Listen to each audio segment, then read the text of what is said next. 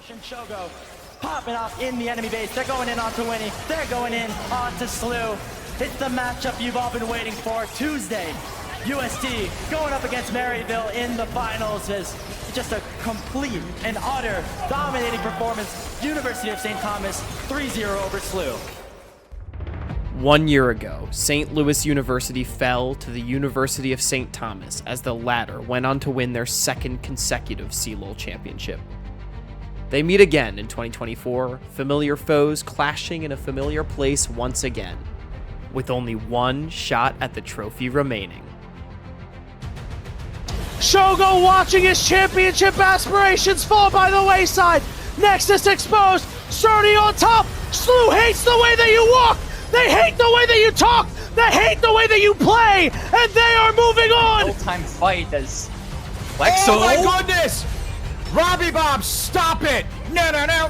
St. Louis University are going to commandingly make a top 4 entrance with their eyes still set on the prize of Boise and a CLOL championship. University of St. Thomas, they may have been doubted and discounted without Shogo, but they just got top 4 on the road to championship three-peat glory. They might have been wild cards in NACL, but here they're all-stars. Salou chasing down Northwood, a cease and desist on Enthroned, and how do you escape from Zerdy? The answer is, even with a ballot, you don't! They follow you all the way through! Triple kill for Zerdy! I kicked half of your team out of NACL, and I'm going to kick the other half out of CLOL. But look at Robbie Bob off to the side, just burning everybody down, glides in to safely knock down Winnie. You put one carry in the dirt, USC come back with a Space Dragon of Dreams to just burn through your entire line. It's Robbie Bob again, all the stars shining on him for a quadra kill ace, University of St. Thomas.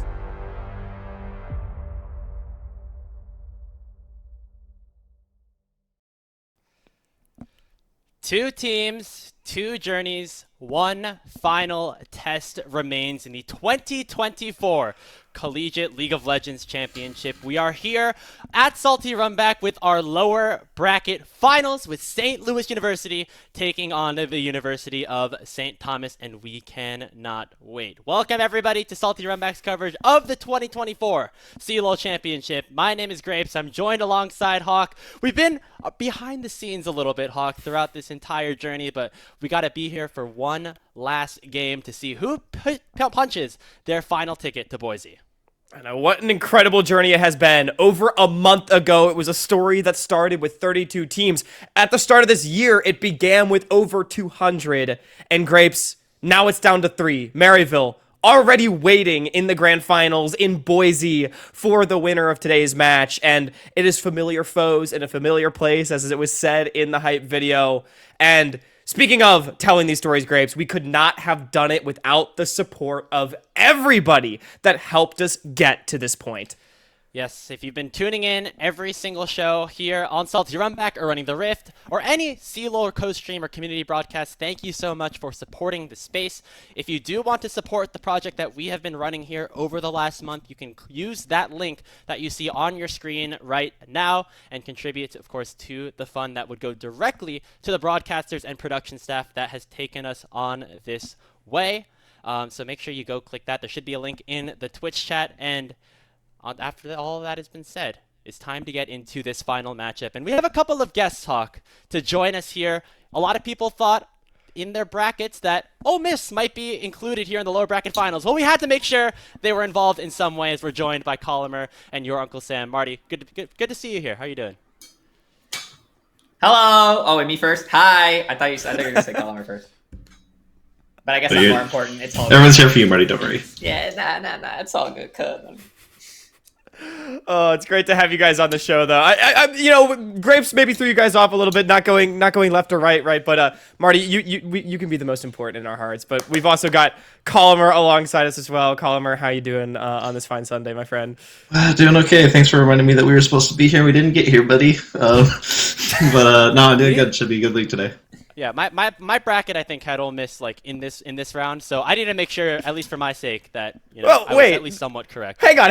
No, I was gonna say, I saw that You podcast had SLU episode. and UST. I had them here. Oh, really? So you were right, but I get to suck up to our guests. So, Okay. you know. that works out for me. Speaking of the bracket, let's take a look at it right now just to see what has led to this final moment here in the lower bracket CLOL finals. Maryville pulled off the reverse sweep of the University of St. Thomas to book their ticket to that grand finals held in Boise State University, whereas St. Louis has gone through this crazy lower bracket run to get all the way up here. Colomer, I know it might be still a little bit of a sore subject, but SLU have looked very good over these last few weeks.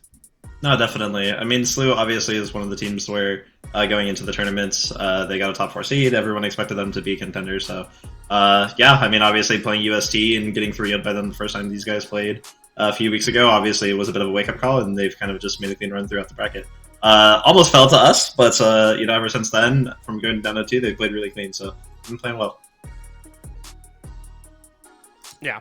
It's been, I mean, they've been playing like a bat out of hell in the lower bracket, honestly. Ever since going down 0-2 to you guys, it looks like they were one game away from getting 0-6 out of the tournament in top 8, which would have been, I think, fair to say, a massive disappointment for the program. They've come surging back over the last couple weeks, and they've only been better and better, putting away Winthrop 3-1, Northwood 3-0, and now I think the story is in today's matchup, Marty, they do not want to get 3-0'd again. I mean, obviously they want to win, but it was not the series that they wanted last time these two teams met. No, like, to be completely fair, it was such a massive like mid gap in their series when they played. Like, it's not even funny because I can tell it's a very big difference in between a locked in Darkwings. I think mid prio is so important, like in the meta that we're in right now, especially like before the update, like with all the item changes. And if you have a really, really good mid matchup, or even if you don't and you still outplay them, it's so important to like have a first move to any dragon, any, you know, grubs or any bot fight or whatever. Like it's just gonna, it's gonna be a matchup in between these two legends. That's all I have to say. Let's take a look at the schedule once again, just to reaffirm the two teams that are going to be playing. It is the University of St. Thomas, the back-to-back defending champions, fighting for their tournament lives against St. Louis University. The winner, of course, making it to that grand finals to get that matchup against Maryville. And let's start off by talking about those defending champions here, Marty. We got, of course, the UST roster ready to go. It is Porsche, Kenvi, Robbie Bob, Array, and Trevor. You talked about Robbie Bob being an ultimate legend here for this team, but the rest of the team also has taken some big steps. I personally, I played with Kenvi a lot in solo queue, and he's just so on point with like wherever he needs to be, he's gonna be there no matter what. His timings are always perfect. And the thing with Robbie that the reason why I like talk about him the most is just because his laning is so immaculate. There is like no mistakes in his laning. You'd have to send 3 people to kill this guy. He's literally, you know, unkillable king, demon king faker. And Porsche is just tank goat, you know. Trevor's really good. Like, I don't know. But in general, I just think that Robbie is just it's so good for a team to revolve around him and Kenvi. Yeah, and there's a big reason why. I mean, St. Thomas has won just as many titles as, you know, some of the other greats. Maryville, of course, waiting in Boise, UBC, the other team that's won too.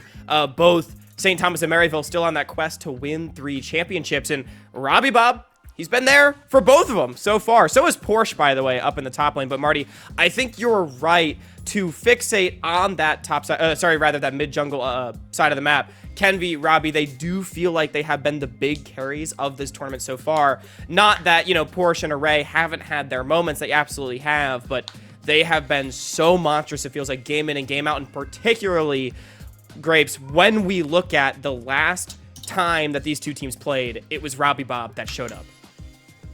Yeah, had a really great tournament here. Of course, if we do have that UST versus SLU matchup, it will be you know, a rematch of what happened last year. And these two teams, Brett Colomer, have played against each other a couple of times over the past 2 years. Once last year, and then, of course, once just a couple of weeks ago. And it's been UST that's dominated both times. Yeah, I think even going back to something that you and I were talking about ahead of the broadcast was that even at like the very first collegiate tournament this year at HughFest, where UST's roster literally didn't even look nearly as good as they do now, and it wasn't even the same players, they still managed to beat SLU, which was really funny. I don't think anyone expected it back then, but obviously the main one that everyone's going to look at is when they played just a little bit ago. UST clean 3-0'd. It wasn't very close from my understanding. It's been quite a bit, so obviously UST probably going into this to be the favorites. We'll have to see kind of what the predictions say, but yeah, I mean, it's a lot of history, right? The top dogs at collegiate all are pretty familiar at this point with each other, whether it's through NACL, collegiate lands, you know, even just this tournament. So a lot of experience between all the teams competing today. And it's so interesting to me too, because, you know, we talk about last year, and we could see it a little bit in this highlight package, right? Like, UST had a handle on that series, right? That was a great team. They had Shogo, they had Dardoch, they had Robbie and Porsche still as well, and they were able to roll over. But it feels like SLU made some big changes coming into this year, particularly in their solo lanes. It could be argued that their solo lanes were the weak points last year, and now they have Surdy and Darkwings, two bona fide Challengers League players. Surdy, someone that, I mean, if you ask me, should be playing in the LCS for the summer split, and, you know, these feel like it's been the missing links for SLU, if you will, but I mean, Marty, last time these teams played, again, I want to reiterate, it was not enough. It was still a sweep in favor of St. Thomas. I mean, if you keep top lane locked down, like if you manage to keep Surdy like not on a carry, or if he is on a carry, not accelerated, then pretty consistently UST's team fighting is really, really good. Like Robbie can very easily carry with Kenvi as long as he has like his one mage that's a scaling mage with good frontline. Like they just need that consistency that keep everything stable, and I'm pretty sure they can win the team fighting. You can see here they went on this big lower bracket run as well. Some of it against you guys over at Ole Miss, that reverse sweep, of course, but then since then, it's been more dominant after more dominant performance. A 3-1 over Winthrop, and then a 3-0 sweep over Northwood just to get themselves in to this lower bracket finals. I mean, Colomer, what has been the difference between their loss to St. Thomas and then the way that they've been playing here in the lower bracket? I think specifically for SLU, they have a stat that works very well for them. Obviously, in a meta where lane swaps are pretty viable, and obviously, like Surdy is top two player in all of collegiate, it kind of throws a wrench into how SLU wants to play the game. So for them consistently to be able to find advantages through top lane, obviously, like Aaron and Skytech bot side, usually they're playing more like consistent, like less hyper carries. They're playing like Varus and stuff like that. They're just finding their style, and they're being able to find ways in draft where they're able to consistently get that. And I mean, it works for them. So as long as they're able to keep finding it, then should be fine. Kind of remains to be seen whether UST will really let them kind of get what they want out of draft and out of their game plan today. But, you know, that's why we play the series. We got to see. And so, as you can see as well, we took the liberty of kind of describing the different trajectories of these two teams. I mean, you talk about There's SLU. so many Martys. What are those? What is this? We got a lot of Martys. We got a lot of Martys. What is this? So these are Yeah. a representation of the differences in momentum that both of these teams are going through right now. St. Louis, you know, they might have been a little bit eepy against USC the first time that they played, but they have been on a tear recently, including that dunk over Reppy in the lower semifinals, and you know, just continue to get better and better for them. While UST was on an absolute tear at the start of the tournament, only dropping their first games of CLOL to Maryville after getting reverse swept. Yeah. It's been, I mean, you know, it feels funny to say opposing momentum because, I mean, UST has frankly lost much fewer games. They've had a stronger tournament than SLU so far, but getting reverse swept by Maryville, I think, in the fashion that they did, is something that needs to be taken into account because while they looked really good in those first two games, they weren't completely one-sided wins or anything, and once Maryville got a handle on the series, they put away St. Thomas pretty easily, and you know that they want to bounce back now against SLU, a SLU team that, as Colomer just alluded to, has been ramping up, and it feels like they, you know, I'm going to be honest, in that sweep against UST, I mean, UST obviously was a better team on the day. However, I do think SLU also just kind of played bad, and I don't think that'll happen again today. I would expect it, at the very least, to be much more competitive than it was in the first round, and, you know, Grapes, in order to do that as well, we talk about, you know, the legacies of these teams and everything. Both these programs, fairly new. However, St. Thomas, they do have an extra special quest laid out ahead of them. The road to the three-peat. Right here, you see it right now. The only player to have won collegiate championships was Sasuke, who did so twice with Maryville in 2017 and 2019, and then once with Winthrop back in 2021 against Maryville. However, while there are a bunch of players who have won 2 championships, there are a couple that are here in this game right now. Porsche and Robbie, both with 2. They are looking for that three-peat. Again, no program has ever won 3. Only one other player has won 3 championships. And Colomer, these are 2 legends of the collegiate community. They've been dominant over the last couple of years. It seems like whenever they're playing collegiate, there's just another gear that gets turned up with these 2. Yeah, I mean, obviously, these guys have really showcased their skills year in, year out for basically 3 years now. Obviously, when Shogo ended up transferring to Ole Miss, everyone was like, oh, how is UST going to survive without their superstar AD carry? And I think Porsche and Robbie have done a good job, and the entire roster of UST has done a good job of basically saying, hey, guys, like, we're good too. Don't forget about us. So, I think it really speaks to the kind of the stories that both these teams really have going into the series, and what meaning a national championship would win for both of them. For UST, it really is kind of getting past that image of, hey, we were Shogo and 4 awards, which I think a lot of people kind of basically peg them as for the last couple of years. And for SLU to potentially get a rematch versus Maryville, when we were bantering with SLU, I made the joke of like, oh, like, well, SLU is just Maryville's younger brother consistently. So I'm sure they would like another opportunity to potentially kind of beat their older brother and get a chance to get a rematch where consistently when SLU has faced them, they have not really gotten the results that they've wanted. So, I think that there's a lot riding for both these programs. I know how much it means to both these teams, and one of them is going to be really happy by the end of the day, and one of them is going to be kind of feeling how we were a couple weeks ago. So best of luck to both of them. Yeah, both, programs that had their aspirations set on a championship coming into this season. None of them are going to be happy with just finishing top 3, although it is a tremendous achievement to both of them so far. So we're hoping at least for a very competitive series. Let's see who thinks we're about to have a very competitive series. Before we head into the draft, we have our predictions. Oh my goodness, we're all UST? No, guys. I thought I was making a bold take with the 3-0 for UST. It's been the result that has happened every single time these 2 teams have played, but I did not expect it to be this one-sided on the production end. I'm surprised that you guys have this many going 3-2.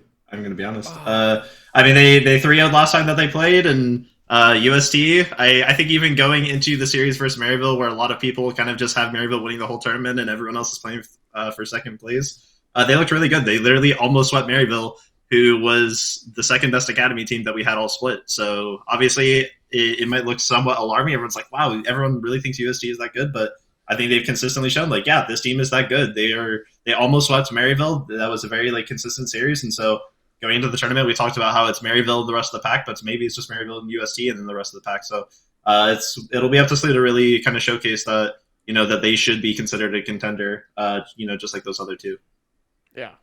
We do at least have a few more SLU truthers here in the greater talent predictions. Magical and Quacks in particular, they're voting for the super reverse sweep, delayed by 2 weeks with the 3-0 SLU right there. But for me, I went 3-2 St. Thomas. I do still think St. Thomas is the stronger team. I think Kenvi and Robbie have just been on another level in this tournament. However, I said it earlier and I will repeat it again. I do think SLU has leveled up. I would expect the series to be closer as opposed to the last time these 2 teams played, Marty.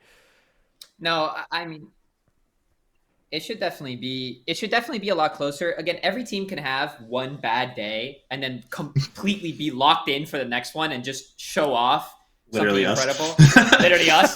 So I mean, I can completely atone to that, right? So, and I know for a fact there's a huge difference in between Darkwing's playing at his worst and him playing at his best, because I've experienced both. And this guy comes into your house and takes your wife and kids. That's how it works. So it's only a matter of time before we see them actually battle it out mid and have some disgusting team fighting going on. All right, let's see if we get good, evil Darkwings or maybe a little bit nicer Darkwings here. We have the draft for game number 1 ready to go. It'll be St. Louis on the blue side, UST on the red side to start things off. Colomer, you're the draft expert. So going into this game, what are you expecting from both teams? So there's going to be an ASOL because Darkwings doesn't play that, and that champ is broken as hell. So should see that in first rotation, so that way Robbie can't get it. I don't really know what else really would be targeted. Obviously, Kindred from Kenvi is a pretty strong first ban. That and ASOL are probably the two that are going to be locked in the whole series. And for UST, it wouldn't surprise me to see some top lane bans, some Twisted Fates, maybe some Jaxes, maybe some Camille's come out. I really do like just targeting Surdy's champ pool, if depending on how you feel about swaps, because the thing about lane swap meta means that picking a carry potentially against a team that can swap into it and really deal well with it, as you see a Sion ban come out trying to deny that swap happening, you can't really blindly pick carries, because if you blindly pick carries top lane and the enemy team can execute lane swaps against you, you're going to be out of the game. And I think we've actually seen it happen once or twice so far in CLOL, what happens to Slew if they're against a team that is pretty competent when it comes to lane swapping, because Surdy can be out of the game, and when you're Slew, that's never really a good sign for you. Yeah, I mean, you guys actually were some of the proponents of that. I mean, in the lower bracket series, making those games, getting big advantages early on. There it is, the Acel as well coming out. And I mean, I'm going to be real. Look, you can target Surdy's champion pool all you want. However, I will say, he got targeted with 5 top lane bans in both game 1 and 2 yesterday. And it still was not enough. He still just got Jax and beat ISO's Maokai. So, Surdy, you know, I do think you can take him off of preferences. He's still going to get something he can pop off on, and there's not a whole lot you can do to stop that, Marty. I really just want to see the prio on the LeBlanc. I just have no idea. These two can definitely play it. I think Robbie said before that he has picks into it, so he probably isn't going to pick it himself. But, picking Ashe into Varus here is really good, denying the Kalista, or trying to deny that Kalista-Varus angle, or take it for themselves. But I think that, honestly, Ahri Vi now, for either team, or for at least Slew, looks really good already. Because you can have an easy target onto this Kalista. Yeah, we saw, you know, UST do really good into, like, Senna lanes against Maryville. That was where both of their wins actually ended up coming against. And St. Louis is a team that does like to play that Senna a decent amount. And so, interesting to see the priority shift towards the Varus, but it still will be a very lane-dominant bottom lane for Array and Trevor. I think that's where they've shined the most throughout this entire tournament. And we've got some good engage to follow up here with St. Louis, that Orianna and Nautilus getting locked in. Yeah, it doesn't really surprise me that you're going to see the Ori. Most likely Winnie is going to play something like a Vi, maybe a Sejuani, like some primary form of engage, and I think Slew has certain 2v2 pairings. Galio coming in, very nice. Certain 2v2 pairings that they really like bot side, Varus, Nautilus, Senna, Tom Kench, like those kind of pairings. So Slew dropping jungle, but not blind Galio, but you don't get to see any of the jungle pairs with this Galio already, and obviously Kindred is off the board, but this champ has been kind of a staple for UST. You might end up seeing something like an Olaf jungle come in. I know that that's something Kennedy was playing early on. Poppy ban, obviously, to make sure that Kalista doesn't hate her life for the next 20 to 40 minutes of this game. I'm really unsure about Galio third here into Ori, because Galio falls off so hard if you don't like have a really good jungle, and they can just ban 2 junglers, or even they can just ban 2 more jungles now, and then they're going to be so happy because it's going to be just Galio blind, not Galio blind, but into Ori, which is already a decent, pretty hard matchup if Darkwing plays it well, and they're not going to have their engages from UST because they're going to be banned out. They already don't have Vi, the J4. They banned Yeah, Jhin. but you have stuff like Nocturne and stuff like that too. The other thing too is like by naturally picking Ashe Kalista, your comp already is no longer going to be outscaling. Like you're already geared towards trying to win the game early, so they're kind of just throwing all their eggs in that basket of like, hey, if we get Ashe Kalista, Skarner's still somehow making it to second phase. That champ is disgusting. Potentially a flex, although most likely I would assume that that's going to force so that we can play a carry. But yeah, obviously USC's basket right now is, hey, we're going to have a gold advantage and win the game by 25 minutes. And if not, we're probably going to be pretty miserable, as the Sejuani that I was talking about earlier comes out for Winston. Yeah, I think this is a good Sejuani pick. It gets a lot of frontline against a team that is going to fall off in damage. But I will say, I'm with you, Colomer. I expect this to be a Skarner for Porsche, because what I do like about the Galio is it fits UST style. We talked earlier about how good the mid jungle has been, and even though it's not the big scaling mage for Robbie, we have seen the Galio pop up a little bit over the course of CLOL, and Robbie has been one of the proponents of it, and it allows him to facilitate Kenby so well. And if the game plan for St. Thomas is to attack Winnie and get an individual advantage for the Monkey King, that is definitely a big way through. Slew, I mean, with the Camille getting locked in as well, it's a very stock standard 4-1 composition. You have Camille winning in the side and then solid team fight presence all throughout. However, they do not exactly have the best tools to prevent the full court press. Yeah, I think Grapes, you can go. Fine. Marty, you said, Mr. oh my god, when that Wukong got locked in. What are your thoughts? I mean, they better get 15 plates and like their bottom lane better not touch a single CS for 20 minutes because as like if they get to 25 minutes and they're even, I'm pretty sure they just lose. Yeah. It's pretty difficult if the game goes a little bit longer for USD. I will say specifically, one thing that this draft does kind of do that I really do like is the 2v2 winning for USD. We should look to see if Kenby can put some pressure on Winston and get some kills early with the guy to help. We're looking for early game for UST. We'll see if Slew can scale into that late game using the Camille Collimer. Your Uncle Sam will see you at the end for the pregame after this first game has concluded, but we are ready to start game number 1 of our 2024 CLOL lower bracket finals. St. Louis taking on UST Hawk. I'm super excited to get into this one. Oh, yes. A very interesting draft coming out almost immediately as well. I mean, again, it is UST playing for that mid-jungle as Collimer identified. Kenvi, Robbie Bob, they have stepped up all series. It might not be the super carry mage for the super carry mid of St. Thomas, but it is definitely a champion that can have impact. Slew on the other side, I would definitely say a lot of comfort for them.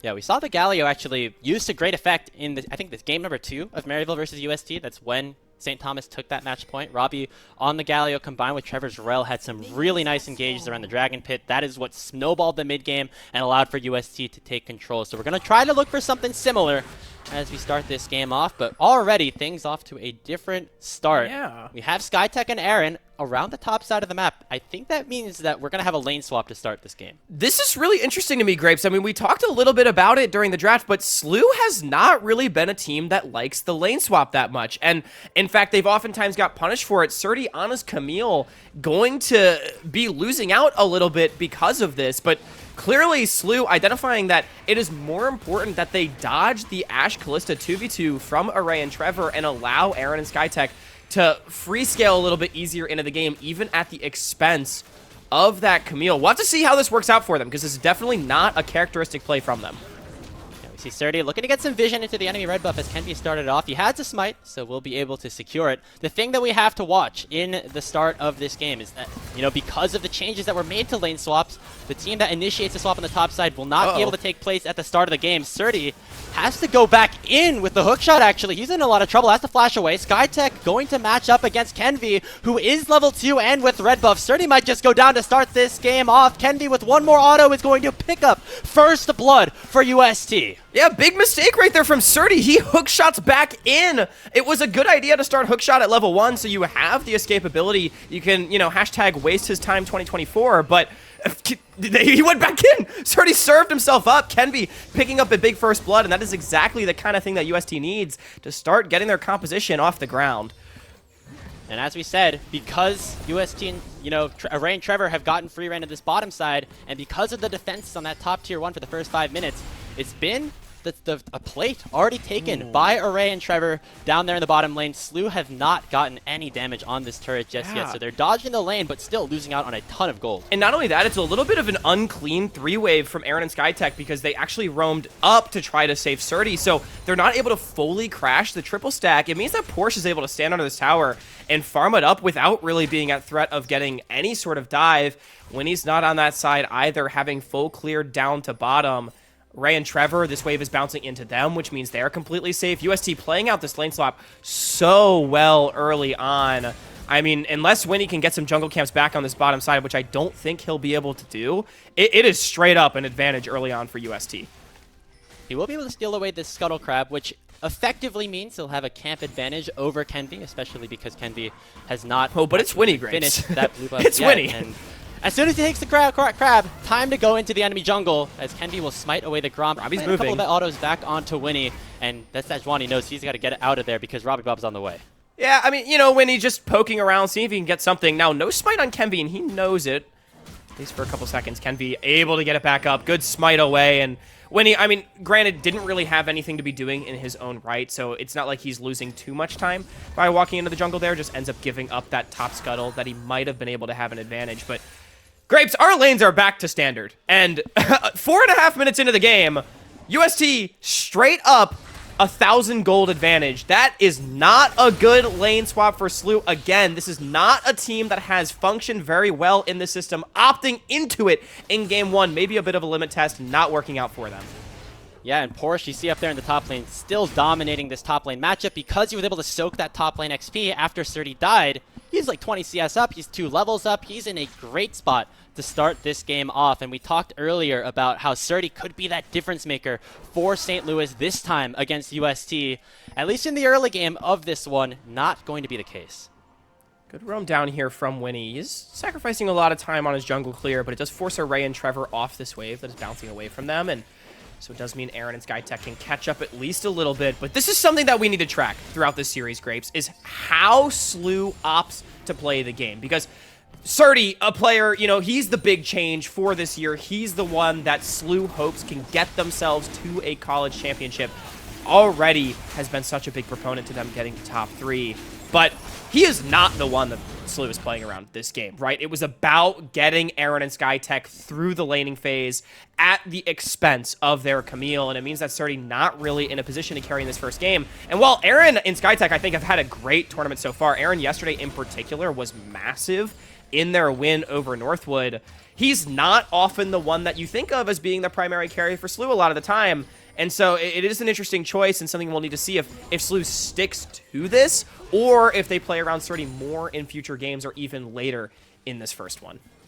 And now that we're back to basically standard lanes at this point, albeit Australian style, as Array and Trevor have come up to take away the grubs, St. Louis didn't get anything on either side of the matchup. Surdy's behind, Aaron and SkyTech are also behind. They might try to change that here as they go in onto Porsche, but here comes the Hero's entrance out of Robbie Bob that knocks SkyTech away from his team.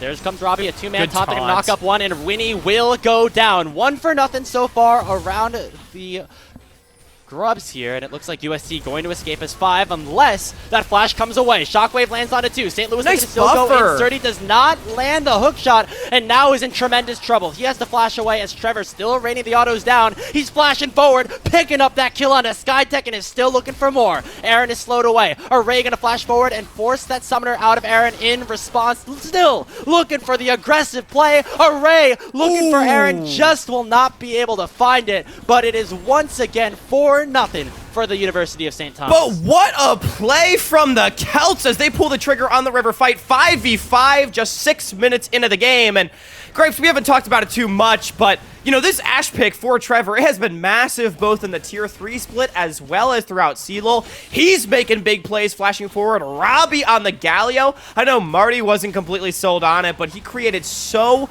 much space in that fight, and it is simply the XP advantage for UST that they got from the lane swap that helps them convert 3,000 gold into the lead. And I know I said that this series should be closer than the last time these two teams face each other, Grapes, but this game 1 is coming up all UST so far. We said that UST had to get ahead early if they wanted a chance in this game. They picked a full early game comp and they've been able to capitalize on it successfully. The lane swap did not go SLU's way, and now UST has almost a 2,500 gold lead. And looking pretty good. The scaling, of course, still with SLU, as they will have to be wary about that if you are UST, making sure that Aaron doesn't get too far ahead. We saw Darkwings have a pretty good team fight, although it did not result in any kills.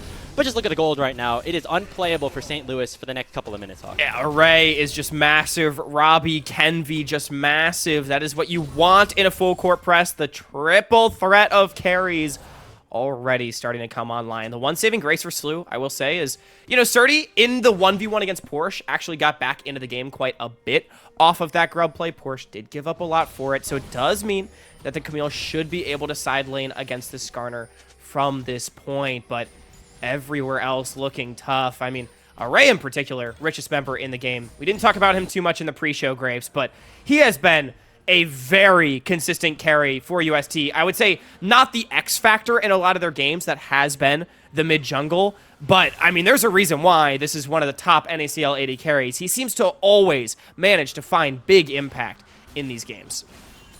We always talk about, you know, Shogo leaving UST, this and that, but we rarely talk about the player that ended up replacing him. And Array actually was the initial player, alongside Trevor, that joined the first iteration of the St. Thomas roster back in Gateway 2021.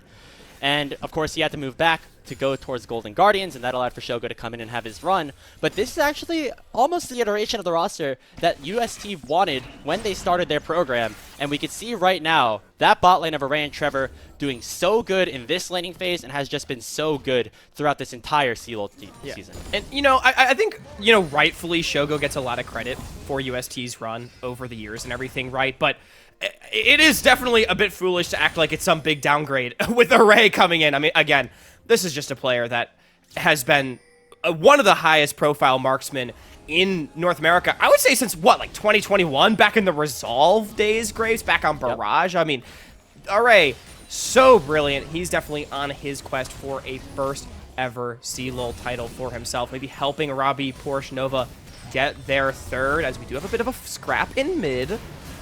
Hands on to Winnie. Here comes this Cyclone out of Kenvi. A very aggressive play by the UST jungler is going to be matched by that Shockwave, and not a ton of damage either way. So both teams just backing off after using a couple of ultimates. We have that Dragon spawning in 10 seconds, and with Winnie going back to base, it'll be UST controlling that area. Yeah, I know. The chunk onto Winnie, as well as the ult and flash being blown. I don't think there's a contest to be had for Slew towards this Dragon. Should be equalized by UST unless they want to go for a bit of a dive. Now, they're missing a lot of their big playmaking ultimates, and Aaron does almost have the flash in just a couple of seconds. UST, they're going for it anyway, though. They have Robbie on the roam. It's a 3v3 now. Hero's Entrance comes in. They got a one-shot Aaron, and they do successfully. Skytech the next to fall. Darkwings comes in with a teleport. He's going to fall down too. Robbie Bob will not die to that last tower shot, and it's once again disaster for Slew. Unbelievable dive from St. Thomas right there. How did nobody drop? It was a summoner heal that kept Kenby alive. It was just sheer willpower for Robbie Bob that keeps him alive on a sliver of HP. And even with the teleport, it ends up just serving another kill over to the reigning champs. That was an amazing play. Now a 5,000 gold advantage. Dragon be damned. Hey, they get the Dragon. You know, if you're Slew, you're typing in all chat like, Worth, we get the Dragon. Response to the 3 people going down. I don't think they're UST typing anything in all game chat advantage. after that, Grapes. I'm going to keep it a buck with you. Oh no, hold on. This Dragon might not even be secured. Okay, smited away by Winnie, but now it's a 2v2 as Robbie Bob and Kenvi will be able to get Winnie low. The flash over, Skytech with the hook to try to save his jungler, but he might pay for it with his life. It's a tank Galio, so not enough damage actually to take anybody down. The hawk shot came through from Trevor, did not force anything. So he's going to be okay. Yeah, not the Shirelia's Galio that we have been seeing. I'm actually trying to remember, do they get Hollow Radiance first and then Shirelia's second? Who knows? Maybe we'll find out if Robbie Bob just goes full tank or if he sticks with the Hollow Radiance into Shirelia's combo. But we have been seeing some Ultimate Bravery-esque Galio builds so far in this tournament. It's been actually a lot of fun to see this champion being played. Slew, they're very fortunate to get away with that Dragon and their lives. Been ambitious from Robbie, maybe flashing over, but UST still able to take away 5 grubs for them. They will be able to summon everyone's favorite Twitch chat. Shout out Joshi. Shout out Joshi. Hawk's roommate, the, I guess, originator of the Twitch chatter's name. They're going to be spawning here for UST, allowing for the early game to get even stronger for them. That mid lane tower, likely the next target. We have Rift Herald spawning in about a minute as well. And so with that advantage, we'll see how UST can continue to push the pace. They have to continue to do that, Hawk, as we said. Early game is their priority here, but it's looking like it's going to be pretty difficult for Slew to get to late. Yeah, I mean, simply getting push in mid, using that to put down a lot of vision in the topside jungle, take away jungle camps, continue to get an advantage on the next wave. They might be able to rotate towards top or even just do it now. Trevor and Porsche on the way. That's the Ishtal's impact through the wall. Looking for Surdy. Nice hook shot to get over to dodge that impale. UST brought Kenvi along for the ride as well. He's just going to have to use that audacious charge to escape. So Surdy will live, although it's just a brief respite here for St. Louis University. Looks like they're not going to go for the dive. Robbie able to clear out the wave. Look, I got excited for the Skarner. Ended up being a whole lot of nothing but Grapes. It's my first game casting new Skarner, so you know we gotta get excited. It's kind of crazy. It's been a while since we've casted League of Legends. We've been doing so much of this producing thing. We haven't gotten to see some of the new fun stuff happening on 13.9 and beyond just yet. Well, we've been watching behind the scenes, and we know that this Skarner champion is he's a little pretty broken, good. He's pretty especially good. in the right hands. I mean, we've seen Porsche play it absolutely amazingly. I think Keel was also a great player of this Skarner during Fisher's run to top 6. So you know, Porsche definitely saw what Niles did on it last week, and he was like, I gotta try me that champion right there. Yeah, did he get solo killed on it? Like, I think it was not. He did. It was not pretty for Porsche. I won't lie to you. Yeah. Hey, doing pretty good right now, although that lane swap definitely helping him out a little bit. St. Louis have their eyes towards the top side of the map. That Rift Herald has been spawned, but it looks like they will have to cede control to Kenvi and the rest of the Celts. Taking that down, looking likely towards breaking open one of those outer turrets, either in top or mid. And to talk a little bit more about Porsche, I mean, very much doing his job so far this game. Porsche, very rarely the big carry for UST for as long as he's been on this team, Grapes, but so incredibly reliable. On our Salty Runback episode, when we kind of assigned some defining traits to each of the players here in the top 4, Porsche was stability. It feels like he is always able to do his job, always able to add value to the team, and if he can contain Surdy throughout the series in the way that he is so far through this first game, then this will be a very good series for St. Thomas, and is most certainly all that Porsche really needs to do. Up 9 CS, having a great game 1 so far. It's a very similar strategy that UST actually took to beat Slew the first time around. Just making sure that Surdy never had a lead. You know, maybe sometimes it was Slew forcing the swaps, sometimes it was UST forcing the swaps, but oftentimes that worked out better for UST and Porsche because, you know, this is a guy that is always capable of performing regardless of the amount of resources that has been given to him, and so right now, that's kind of speaking true again as that arrow just goes wide. Speaking of, top side, we might see another solo kill here. One more Q to land the boulder just going wide. That was very close to the Porsche picking one up. Flash Force, though, and now Rift Herald in mid. Don't think the tower is going to drop yet, but UST continuing to exercise their control over the bottom side of the map with the Dragon spawning in 30 seconds. And this is going to be the question, Grapes, is, look, UST has a massive lead, but how well can they snowball it? Because we did say they have the full court press composition, and they're not stacking dragons. So Slew can afford to make cross maps like this at little to no cost, interrupting Porsche's back. They're going to try to crash the wave. Surdy and co, they want to get this dive off. I will say, though, Robbie does have the teleport and grand entrance to try to match. It's going to be a very tanky target to try to take down. Meanwhile, in the mid lane, Array has to flash away. There comes the dive. It will be successful as Surdy picks it up. Robbie Bob to follow. Tower aggro has been dropped, so St. Louis will finally pick up their first kill of the game and get out safely. Will they look for more? They're going to take down the tower first and then try to fight Robbie in a 1v3. Dredgeline comes out onto Robbie Bob. Doesn't have a ton of damage. The taunt lands onto 3. Hextech Ultimatum comes out. Robbie trying to take one with him, but will be unsuccessful as the shutdown goes the way of Surdy. It's a really nice play from Slew. It's Surdy that gets both the kills on the top side of the map, from nearly solo killed to now 2-2-0 on the board, getting a tower as well, closing the gold gap by about 1.5k as UST only gets the dragon. And that's what I was alluding to here, Grapes, as ooh, Ash Arrow teleport, Winnie. Yeah, that canceled the recall. Here comes Porsche as well. It'll be Trevor also joining the ride. Winnie, I think he's dead. Gonna get a Heartsteel proc on a Porsche, stack a little bit extra, so that is the price that Slew will have to pay. But to get a full tower and 2 kills, one of them being a shutdown, that's a pretty good trade if you are the Billikens. Yeah, unlucky recall right there from Winnie on the ward, and good punish from St. Thomas. But still, I mean, again, Slew absolutely takes those at the end of the day.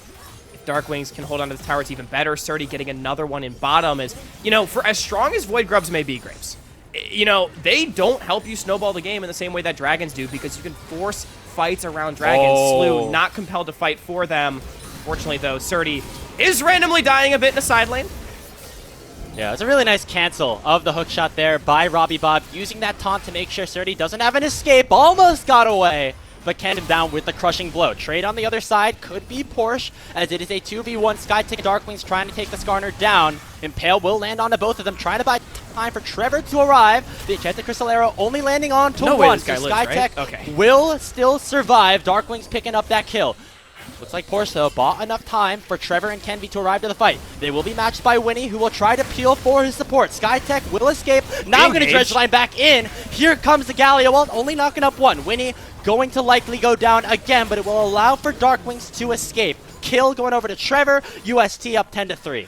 Oh, this game's starting to get a little goofy, Grapes, as they do eventually kill Porsche, but Winnie, of all people, ends up being the one to give his life for the cause. It'll be a tier 1 answered by St. Thomas, and at the end of everything, the map states continue to be traded, right? Slew up a dragon, down the grubs, but even in towers, it really just is the kills and the farm that put St. Thomas so far ahead, and Array in particular. He's got the highest farm in the game. He is the richest in the game. And for as well as Slew has fought back, and dare I say for, you know, the little fumbles here and there that St. Thomas have had in trying to snowball their advantage, they are still staying one step ahead. We talked about this on our Salty Runback episode a couple of days ago. When Array gets a bit of a lead or is in a position later, he just becomes so scary and so difficult to kill. Feels like he's up way more than he is, and he's already up a damn ton. Skytech maybe caught out a little bit as he went for that ward. It is right as the Baron spawns. The question is, does UST pull the trigger? Darkwings does have the teleport. He's pushing bottom right now. I think UST just wants to get this mid-tier 1. Gives them so much control over the map. It's already only 1 HP. One more auto from Array should do it, and they're able to take it. I've got to be honest. Grapes, is it like a court-mandated, like, law that Nautiluses must randomly die at least once per game? I swear. We saw it yesterday with we see it every game. He did it a ton. He did it a ton. I know we've been making fun of him a lot on the broadcast, but I mean, when you have the image saying Nautilus is your least favorite champion, and then you see him 0-7 in the game, I mean, just happens to cross your mind a little bit as a stun does land onto Winnie, who might have gone a little bit too far forward. He's going to go down to all 4 of UST down in the Dragon Pit. I'm pretty sure Winnie was the one that filled out that player card for Slew. Did he say his least favorite champion was Sejuani 2, Grapes? Or I'm not going to lie, like, maybe. Someone fact check that for us. But, yeah. Winnie, I feel like the Sejuani makes a lot of sense for him in general because he's just somebody who continues to make plays over and over again, regardless of the situation. Hasn't worked as well as we might have hoped for this game. I mean, if I'm being honest, the pace of this game has just gotten a little out of hand for, I think, Winnie and co. And it's not inherently his fault. You know, like, there was just the lane swap that, as a team, I think Slew fell short on, and then there was that massive Grubs fight, which I will say, for as good as Sejuani is as a playmaker, especially post-6, she's not the best at a lot of those early skirmishes, definitely gets outvalued by something like the Wukong, as we saw. And from that point, I mean, UST's just had such a big lead in this game. It's been all trying to fight back, and when you're playing the front line and you're behind, oftentimes you're the one that pays the price. Getting word from our production staff, Winnie's least favorite champion was Akshan. I don't think you play that jungle. Maybe just doesn't like playing. Yeah, I guess. I mean, hey, he's an annoying champ. Like, I would have said Yuumi, and I'm a jungler, so, like, I'm not playing Yuumi jungle. It's just... It makes it even funnier that Clyde said Nautilus, I think. But... yeah. It's pretty based, though, if I'm being honest with you. This champion needs to go away, man. Dragon started up here by UST. That's going to even account up at 2. We talked about how St. Louis got the first 2 dragons, so that buys them a little bit of time. It will now be officially 10 minutes from now at the earliest that UST can secure that Dragon Soul. Do you think, Hawk, that is enough for St. Louis to snowball and get to that late game position, or is it already too late? I mean, so there's 2 ways of looking at this. The first way is that, honestly, for the last, like, 8-ish minutes, St. Thomas has not done a lot to snowball their gold lead. They've maybe increased it by like 1,000 to where it was at 14, which speaks to how absurd their lead was early on in this game. The thing is, though, a 6,000 gold lead at 22.5 minutes is still pretty damn good. So, like, even though they've not really snowballed their lead too much, it's still a big enough lead where I do think they should be able to convert on this game without too many mistakes. We did see a similar situation. Game number 3 of UST versus Slew was a very big lead for St. Thomas throughout the majority of the game, and then St. Louis started to win a couple of fights. They had Aaron actually on the Varus. He continued to pop off a little bit. Darkwing's also on that Orianna, so if you can get to those late game fights, Slew does know how to execute on it. There's a key difference, though, in that game. Do you spot the difference? Aaron doesn't have 12 kills like he did in that game? So Aaron does not have 12 kills. That's one. However, Robbie was playing Acel that game, and UST was able to, you know, to shore it up in the end off of the back of that, right? Well, doesn't that just prove better for Slew? They have sorry. Yeah, if we're coping for Slew, that's way better. Yeah, but that is a big difference. You know, Robbie on the Galio, he's not going to be able to clutch up in the team fights in the way that we might have expected on something like the Acel. Still have to be really careful around this position. You can see only the smallest amount of vision available for St. Louis around the Baron Pit. It is just that blue orb that has been canceled out by the control ward, and we because there is no vision, UST have the freedom to just pull Baron. Their soul laners of Slew are on opposite sides of the map, and I don't think they have any idea that this objective has been started up. We'll say it is a good Baron, the easiest one to contest. It's going to be TP from Darkwings. Let's look for the turn.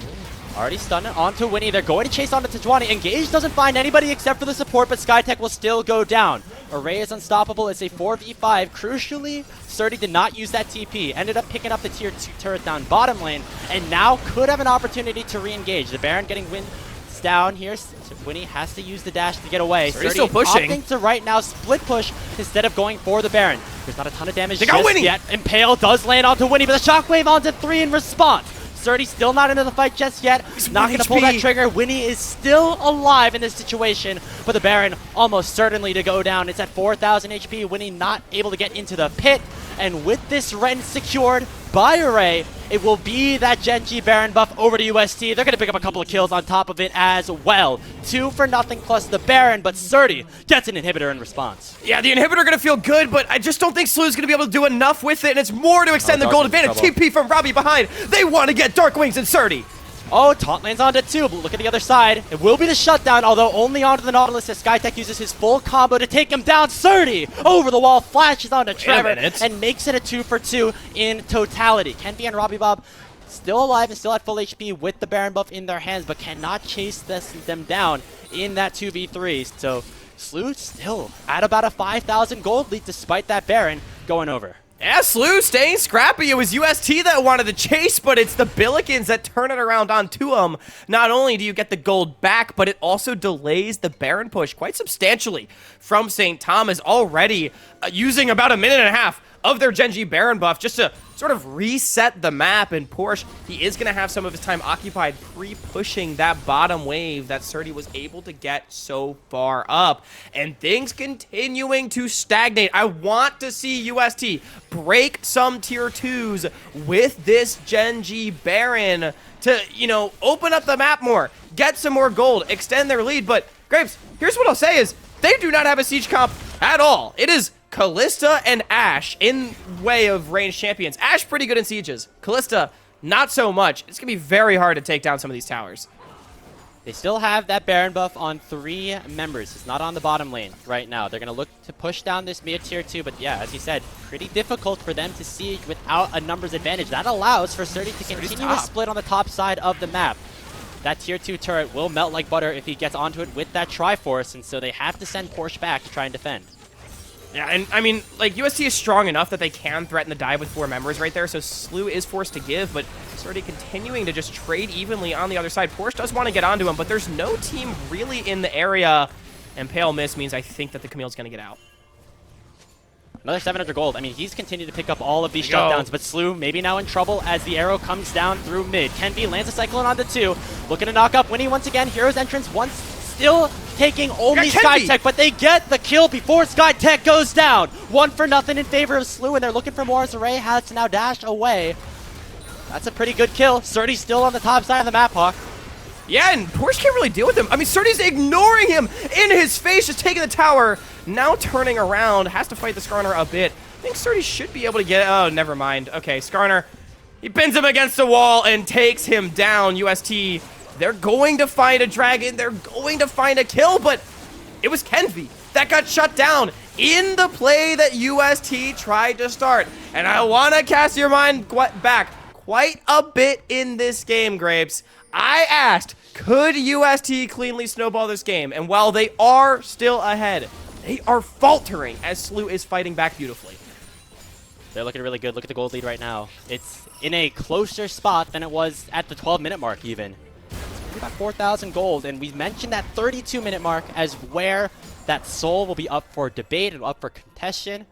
And if you're UST, you're starting to monk ass a little bit. You're getting a little bit worried about that lead potentially being in danger. Surdy has gotten a ton of shutdowns, gotten a ton of towers. I'm interested to see if we can toggle the gold just to see where Surdy is at compared to the rest of his team and the rest of the game, because he's at 3 full items. I only see one other player with that, and that is Array on the Kalista.